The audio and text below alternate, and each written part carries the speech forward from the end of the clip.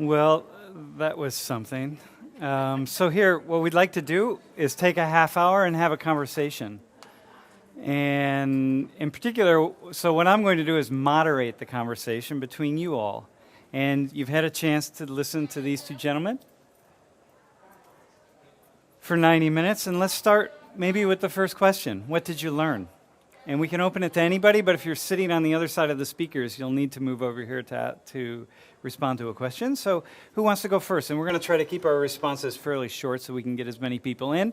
And those of you in the back, absolutely feel free to participate. We want to bring you in. So who would like to start? What'd you learn? You want to start? I learned. You could say your name first, and maybe stand up even. And you can... Feel so important. I learned that Mitt Romney really likes teachers, but my name is Rama. But I learned that we are having a very rough time with our economy at the moment, and the best hope for regaining a better future is to build up jobs rather than not, and build up education rather than cutting funding to that institution. Mm-hmm. Okay. Which is interesting in a foreign policy debate. Somebody else. I got it. But this has been building over the entire time. I got it. Sometimes it takes 3 debates to let it... Somebody else. Who would like to go? What'd you learn? I mean, you're watching 90 minutes we gave to this. 90 minutes. About the next person. What else? Uh-huh. Hello, my name is Andrew Conda, and I've learned that we definitely need to rebuild our nation in America. I mean, we can't really rebuild anything in any other countries. I mean, we're pretty much breaking down right now, so we need to rebuild. I mean, we can't spend too much money on the government right now. I mean, on the military, we're already spending about so many trillions. So I say enough is enough. We need to start bringing up the education level around here. We need to start rising. Okay, so you got that from it. All right, very good. Thank you. Somebody else? Yes, sir. Can you come? Why don't you move up to the front a little bit? Did somebody, before he goes, did somebody? All right, here you are. Uh-huh. Nah, it's for everybody. It's for the university. It's for the world, actually. It's foreign policy. My name's Abraham, student here at Penn State. I learned that energy can be a really big part of the United States' future, and I think that the natural gas growth here in America is something really tremendous, and Romney's advocacy towards it is something I really support. I think that it is America's future. I think that natural gas can become an essential part of the amount of money we make every year, and I think that just a lot of things they said about energy reform were great. All right. So. All right, cool. We'll come back to that. Somebody else? Anybody else? Yes, we'll go with you. Uh-huh. So I was aware. Oh, all right. So the question is, what did you learn from this debate? Okay. So I was aware that Obama was against Iran developing nuclear weapons, but I wasn't actually aware that he put such harsh sanctions on Iran to the point that it was crippling their economy, which is a little confusing considering that I thought Obama was for developing infrastructure in these countries so they can actually build themselves up and they'll rely less on us to help them out. So that was kind of enlightening. I didn't really know that. So I didn't know how putting such sanctions would help them, but... Okay. We'll come back to that. Yes, sir. Hi. I'm Daniel Kowski, and I learned through the debate that there were protests in Iran. I was kind of encouraged to know that the whole country wasn't just one big evil empire. Did you have something? Anybody else want to share? Yes, ma'am. Hello, I'm Tracy. This might seem kind of simplistic, but I never understood why we gave two hoots about Israel. I thought it was just a religious thing, and I don't know if it's the spin that they're putting on it, or if it's really that way. It makes sense to me, but that they're a big ally for us in that part of the world. And that was really mind-opening. Okay. Anybody else? Let's go to this next question, because I think this is one that really kind of stands out. What did either of the two candidates say that led you to say to yourself, hey, I really need to learn more about that, or I need to get something more out of that conversation? Should we come back to you? Okay, you are on. So what I would like to know more about is Romney's tax plan, his 5-point plan to boost the economy. I'm still a little unclear as to how he's going to do that and where the money's coming from. He wasn't clear about that. He kept repeating, I'm the right man to do this. I know how to do it. He just never explained how. So that's confusing me. I know that in the last presidential debate, Obama mentioned, what did he mention? Oh, yes, helping college kids, pay for that education. And he said that, we'll be able to make loans more accessible and Pell Grants more accessible to students. But at the end of the day, I'm still going to come out of college paying that loan. Like, that didn't help me. That's just allowing me to get more loans. So I wish he maybe talked about how maybe put it on the college's responsibility or the university's responsibility to make college education a little cheaper and more affordable, so I don't have to take out those Pell Grants or loans. So you'd like to hear more about how he intends to go about helping you pay for college. He mentioned We'll come back to that. Yes, sir. So the question is, what did one of the candidates say that you would like to know more about? I was kind of confused about what Romney was saying about how Iran was our biggest national security threat. I just don't really see how a country that's mostly desert in the middle of Asia is a threat to us in the long term. So you'd like to know more about that? Yeah. About Iran. How Iran can be a threat. Somebody else? Yes, ma'am. Hello, my name is Jenna Bear. I guess something I'd like to know about more, both of the candidates said something about the drone use, or like droids. And I guess I wanted to know more about like how they were going to make sure that they weren't harming innocent people over there, because I know they both were like saying that it's a good thing that like their troops won't be on the ground, which is definitely good, but like how are they going to just make sure that they're aiming and getting like the right people and not innocent people? So drones, pilotless aircrafts. Droids. Yes. Hello, my name is Han. I'd like to know about what's both candidates' position on Palestine.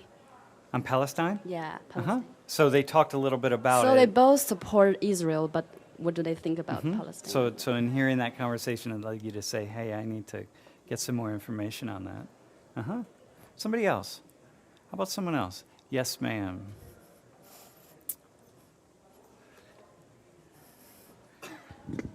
I'm Jessica Skosik. I would like to know more about everything that it seems that we're not talking about and that they're not talking about. There's so much rhetoric in these debates, in all three of them. There has been so much, we are the beacon of hope for the nation, and we are this, and we are the greatest country on earth, and all of this rhetoric about which man is actually best for the job, but I have heard very little policy. And I think that that's something as a voter that's more important to me than how well the candidates speak and what they can say to us. It's like they're telling us we are the best person, or I am the best person for the job, but no one is saying how they're going to be the best. Okay, so let me ask you quickly. What in particular, what's an issue in particular, if you could really narrow it down to one, what's something that you'd really like to get out of either of the two candidates that's not rhetoric? I know, it's What's the most important issue for you? For me? Yes. Speaking into the mic. I am. You caught me off guard, Sam. I think domestic policy and education is the most important thing to me personally as a student, and as someone who's going to have children someday that are going to grow up in the education system here, hopefully. I don't understand how cutting funding is going to help education. I would hope that there would be certain policies, federal and state and local policies, that can be backed up with federal support and money to improve our school districts and take people out of poverty and create jobs, because with an educated citizenry, you can have competent employees who can fill jobs that require skills that people get with an education. Cool. All right, so education. All right, very good. Somebody else. What's something that one of the candidates said that led you to say tonight, surprisingly even, hey, I need to learn more about that? Because that's what these debates are about, after all, right? It's about raising these kinds of issues. So somebody else. Anything? What else do you have? Yes, sir. Can you come up this way? You are on. Hello, my name is Roberto. One thing that I would learn tomorrow about, but it's more like the question that rose to me, was when Romney said America was given the role to be the peacemaker of the world. I never really thought about that question, and it sort of led me to believe I had to research more, like what he said also, that we didn't ask for that role. America didn't ask for that role, that it just became the role of America. So it made me kind of say, oh, I need to research in, like, okay, do we actually deserve that role, or are we actually responsible for that or not? How did that role come to us? Yeah, good. Yes, sir. Hey, I'm Kyle. I guess I kind of want to know why we have all this debt from China. First of all, you never really hear why they would let us accumulate all this debt, and how do they feel about that? And second off, why don't they just stop? Those are great questions. Yeah. Where did that debt from China come from? Yeah. What's that all about? Somebody else? Anyone else? How about, yes, sir.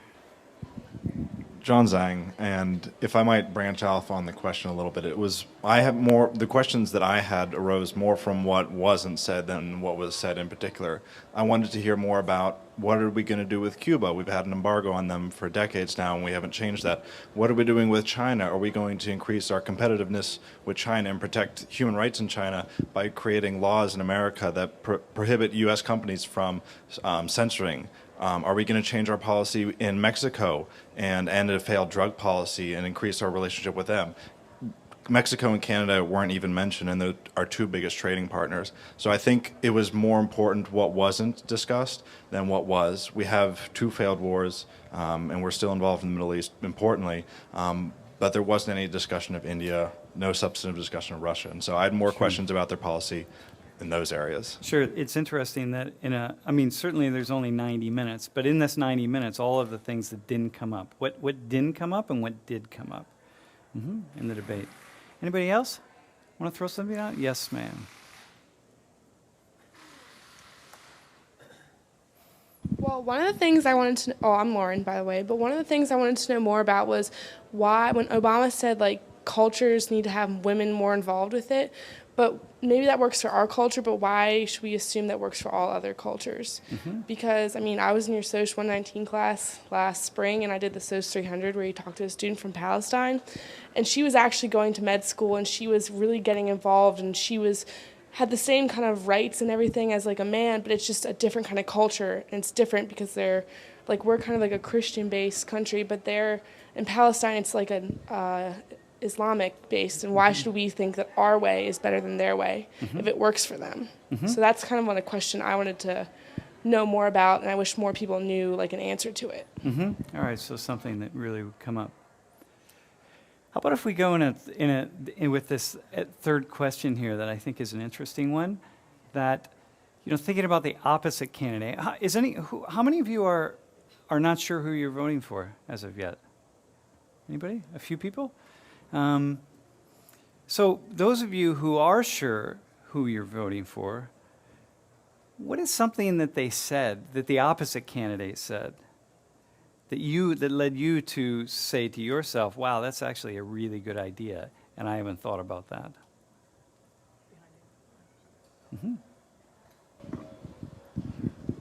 I'm Daniel.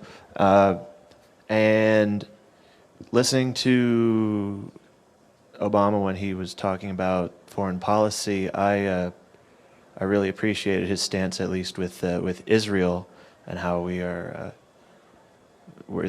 our best friends in the Middle East, and we have this great coalition with them, and that's important, I think. So it led you to say, hey, I get that. Did you know that about Obama, that his stance on Israel, or had you not thought about it, or? I hadn't thought about it. I wasn't sure what his policy on them was. Cool. Somebody else. Well, something that the candidate for whom you're not voting, something that they said that led you to say, hey, that's kind of interesting. I'm ashram.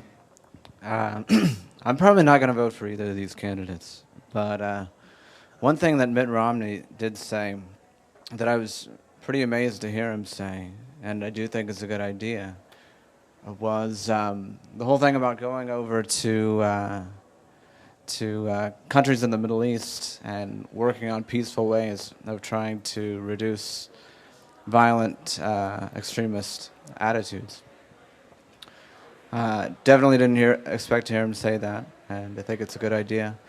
I don't know how seriously to take him on it, but if he means what he says, it's really good. Then it's a reasonable idea. Somebody else. Somebody else. Going to have to say, those of you who are already decided, the other person must have said something that led you to say, wow, that's actually kind of interesting. Or I didn't expect that, as in his case, I didn't expect that out of his mouth. Somebody else. Really, nobody? I'm surprised. Come on. Are we really that down the middle? Yeah? I kind of thought Romney was somewhat reasonable when he said Russia was our greatest geopolitical threat. I mean, that I can somewhat understand. It's big, it had that history, it's getting strong again, so yeah, I can see that. Plus it has power in the UN. All right, so that actually raised a flag for you and said, all right, that I can imagine that. Somebody else? Anybody else? Yes, sir. Thank you. I may have mentioned this before, but I'm going to say it again because this is really important. About trying to, let's see here, to focus on our education.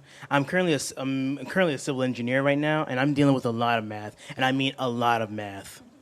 And as a civil engineer, I mean, we pretty much need to rise up between the math and science, because if we're going to try to build our new infrastructures, build new systems of highways, buildings, even stronger materials at that aspect, I think we need to rise a little bit more on that concept for math and science. I mean,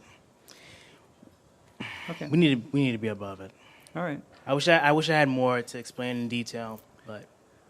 And and these gentlemen said a few things about education that led you to that realization. Exactly. All right. Somebody else? Anybody else? Yes, ma'am.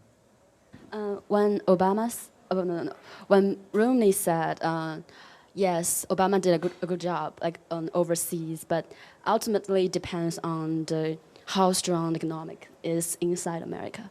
I think that's very true. Like even if you're doing a good job, but if you don't have a strong economy, that kind of power overseas wouldn't last very long. So. Okay, so that's a reasonable point. Yes, sir.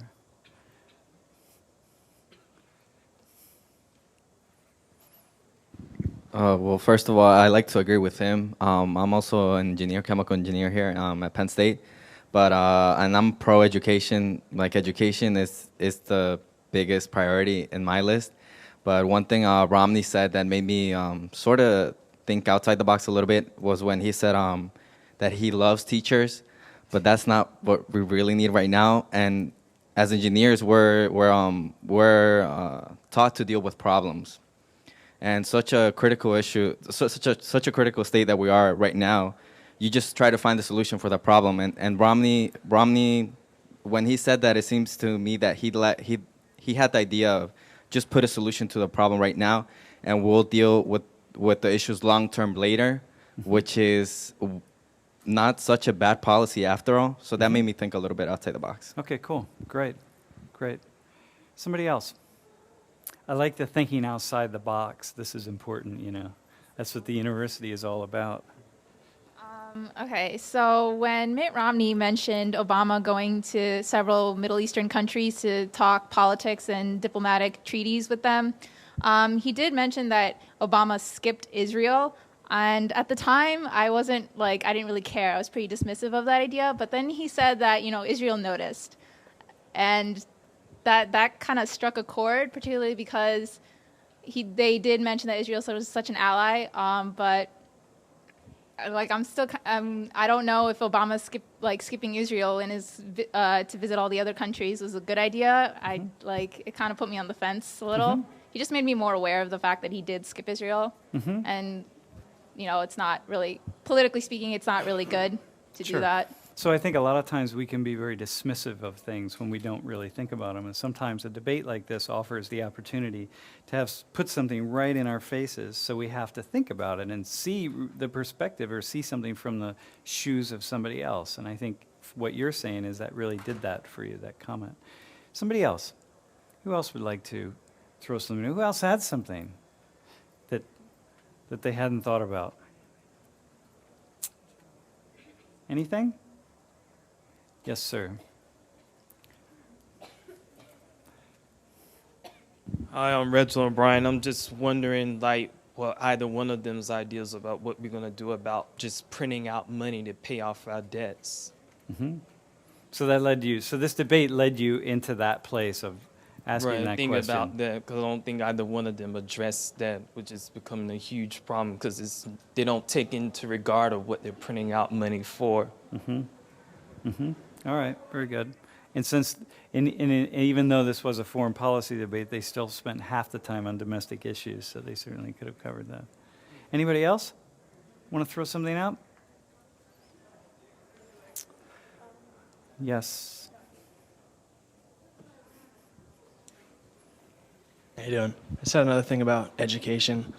I guess for me it's not a huge deal as much as the economy and foreign policy, but I guess they want to make college more affordable to everybody, but right now I think there's too many people in college as it is. I mean, there's not enough jobs.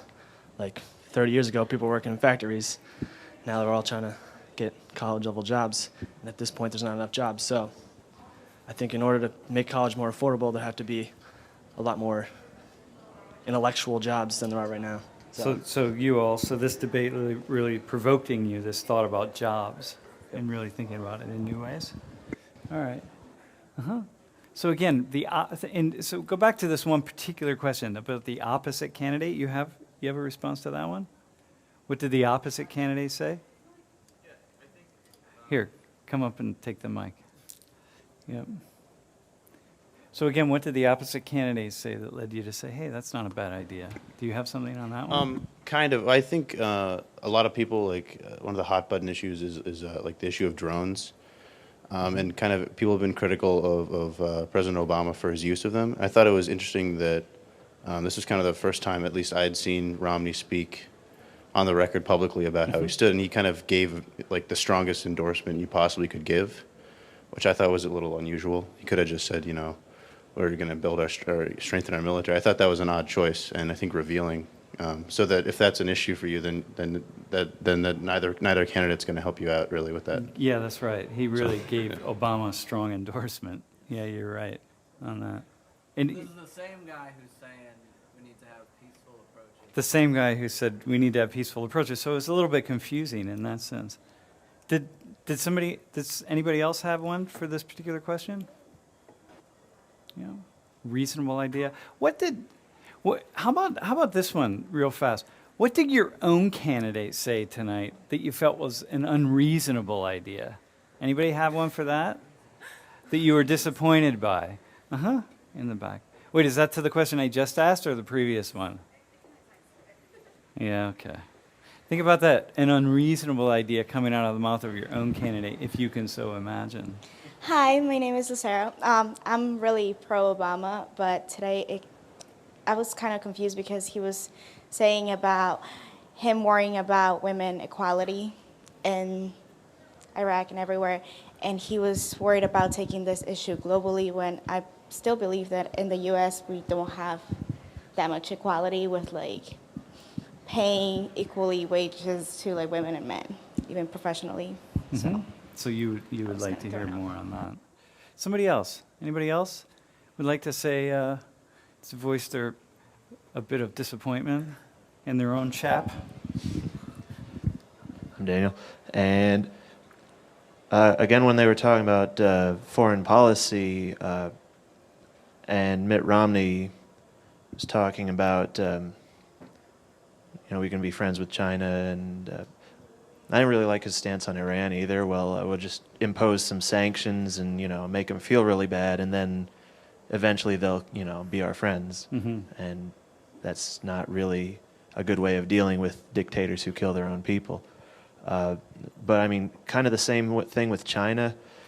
It was like, well, as long as they play by the rules, everything will be hunky-dory. Right. And if the they problem don't- is China hasn't played by our rules Okay. for many years. So. Okay. All right. That's fair. Somebody else, do you have one? John again. I guess I'm not a registered Democrat, but I'm voting for Obama. And I was disappointed with his stance on the drones because I just think it is a constitutionally and legally untenable position to have of endorsing a kill list of terrorists, which has contributed to a series of innocent deaths throughout the practice of the drone program, which has expanded exponentially under Obama. So that's one position that he takes that I can't support. Mm-hmm. Okay. And he really emphasized it tonight, certainly. Yes, ma'am. Okay, so the one thing I was a little disappointed about was someone mentioned this, the human rights issues in China. I wish he just talked about it a little more, like not putting maybe some sort of ban on having companies sell products that were from China that were not ethically or morally, along the lines of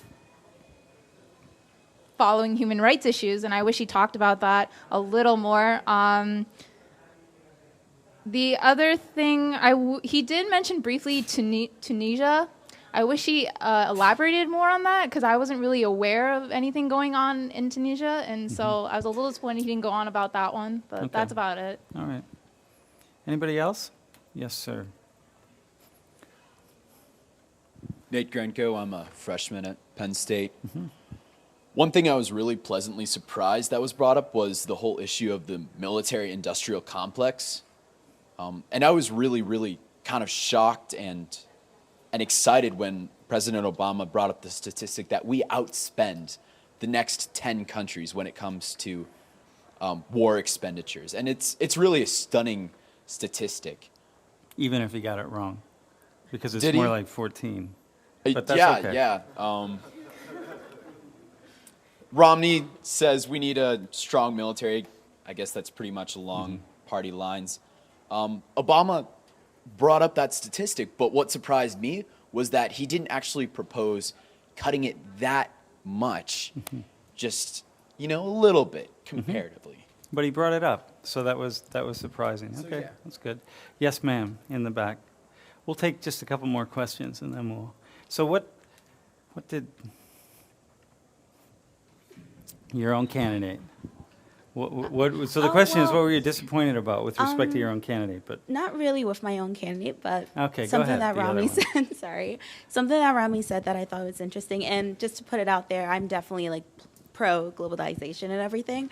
But I just found it interesting that he brought up the point that China specifically is stealing our technological ideas. But as of right now, I don't know of a cap allowing international students coming into the country for college education.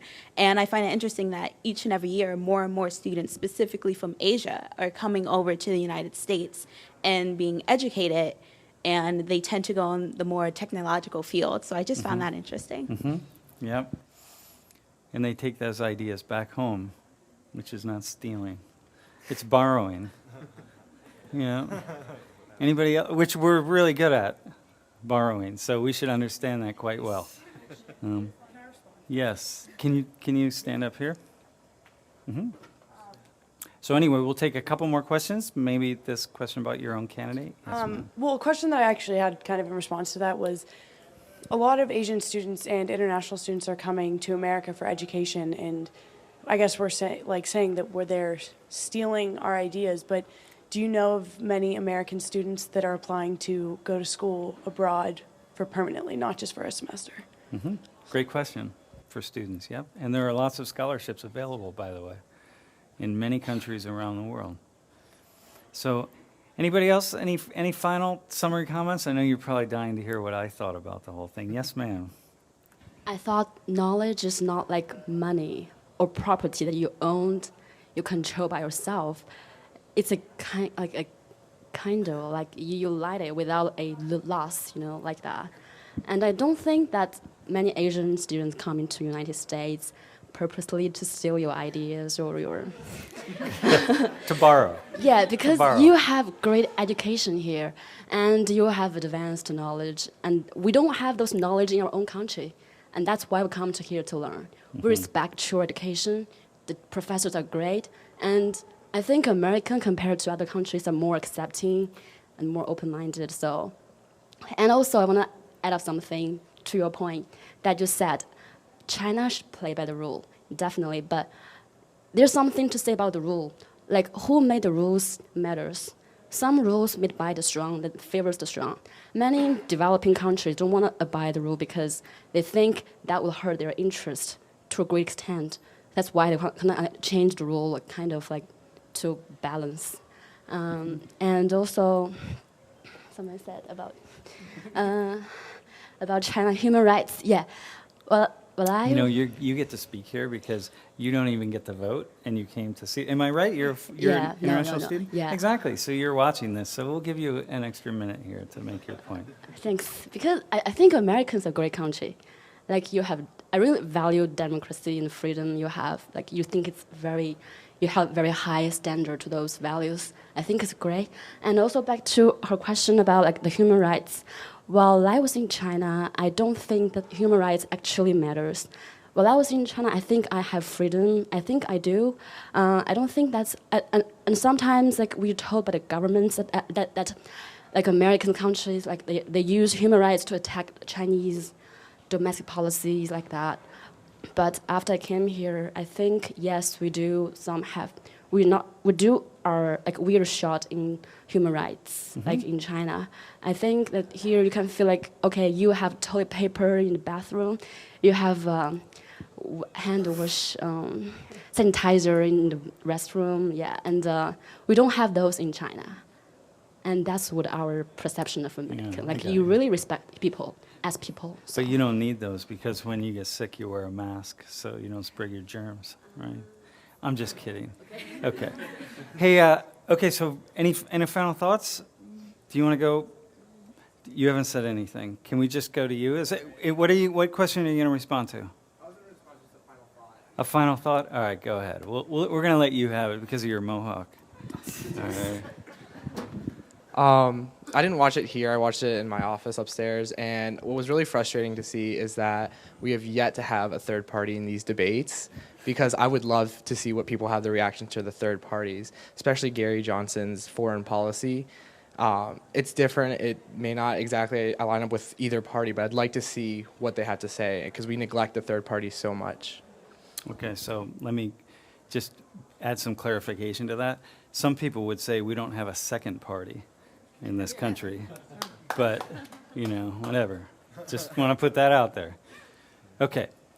So listen, thanks for coming, and thanks for the conversation. And let me say the purpose of this, the purpose of PSU Votes, and the purpose of the event that is going to take place next Monday night, in which we'll be talking about the environment with Richard Alley, who is one of Penn State's brilliant professors.